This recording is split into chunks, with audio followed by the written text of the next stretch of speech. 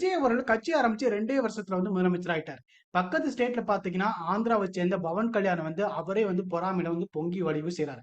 அதே நேரத்துல இங்க பாத்தீங்கன்னா, அண்ணாமலை கட்சி ஆரம்பிக்க போறாரா அப்படின்னு சொல்லிட்டு பேச்சு அடிபடவும் செய்யுது. 2026 சட்டமன்ற தேர்தல் முடிஞ்ச கையோட தமிழக பாஜகவுக்குள்ள நடக்கக்கூடிய அரசியல்ல பாத்தீங்கன்னா, அண்ணாமலை சுத்தி வெளியாயிட்டு இருக்கிற நியூஸ் தான் நாளுக்கு நாள் பரபரப்பை கிளப்பிட்டு இருக்கு அப்படின்னு சொல்லலாம்.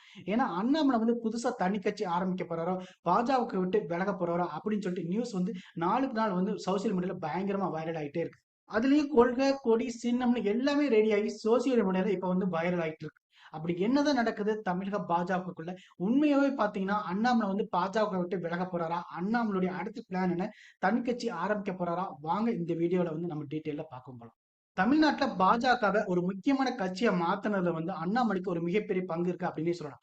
ஏன்னா தமிழிசை சவுந்தரராஜன் பிறகு அண்ணாமலை அந்த கட்சியை வழிநடத்தினதா இருக்கட்டும், ஒவ்வொரு மூல முடுக்குலையுமே பாஜக ரீச் ஆக வச்சதுன்னு பார்த்தோம்னா அண்ணாமலை தான். அவருக்குமே பாத்தீங்கன்னா ஆரம்பத்துல இருந்தே இளைஞர்களோட ஆதரவு இருக்கவும் செஞ்சது. அவருடைய ஆக்ரோஷமான பேச்சா இருக்கட்டும், பிரஸ் மீட்ல அதிரடியான பதில்களா இருக்கட்டும், அதனால இளைஞர்கள் மத்தியில தனக்குன்னு ஒரு தனி ஃபாலோவர்ஸ் கூட்டத்தை அவர் உருவாக்கவும் செஞ்சார். ஏன்னா திமுகவை எல்லா மேடைகளிலுமே பாத்தீங்கன்னா நேரடியா எதிர்த்து பேசவும் செஞ்சார். அதுலயும் குறிப்பா சட்ட ஒழுங்கு பிரச்சனை, குடும்ப அரசியல்னு சொல்லிட்டு தொடர்ந்து பேசவும் செஞ்சார். இதனால பாஜகவை சேர்ந்த நிறைய நிர்வாகிகள் என்ன நினைச்சாங்க அப்படின்னா, அண்ணாமலை தலைமையில தான் பாஜக தமிழ்நாட்டுல ஒரு பெரிய எழுச்சியே ஏற்பட்டிருக்கு. அவர் தான் பாஜகவோட முகம் அப்படின்னு சொல்லிட்டு ஆணித்தரமா நம்பவும் செஞ்சாங்க.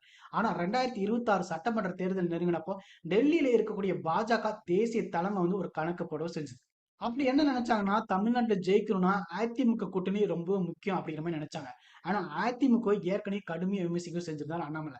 அதனால கூட்டணி செட் ஆகாது அப்படின்னு பிளான் பண்ணி தேர்தலுக்கு முன்னாடியே அவரை மாநில தலைவர் பதவியில இருந்து அதிரடியா மாத்தவும் செஞ்சாங்க. இதனால தமிழக பாஜகக்குள்ள மிகப்பெரிய அதிர்ச்சியை ஏற்படுச்சு அப்படின்னு சொல்லலாம். ஏன்னா கட்சிக்காக இவ்வளவு உழைச்சார இப்படி பண்ணிட்டாங்களே அப்படின்னு சொல்லிட்டு நிறைய பேர் நினைக்கவும் செஞ்சாங்க. இதுக்கப்புறம் என்ன நினைச்சு தெரியுமா? கட்சியோட முக்கியமான பல நிகழ்ச்சிகளை அண்ணாமலை பெருசா கலந்துக்கவே இல்லை. அதனால ரொம்பவே மனசு உடைஞ்ச அண்ணாமலை என்ன பண்ணாருன்னா, பிரதமர் மோடி, அதுக்கப்புறம் உள்துறை அமைச்சரான அமித்ஷா வர நிகழ்ச்சிகளை தவிர, தேசிய அளவிலான பல முக்கிய கூட்டங்களை அவர் தவிர்க்கவும் செஞ்சார். அதுக்கப்புறம் தான் தேர்தல் நேரத்துல சில தொகுதிகளுக்கு இவரை பொறுப்பாளரா நியமிக்க முயற்சி செய்யவும் செஞ்சாங்க.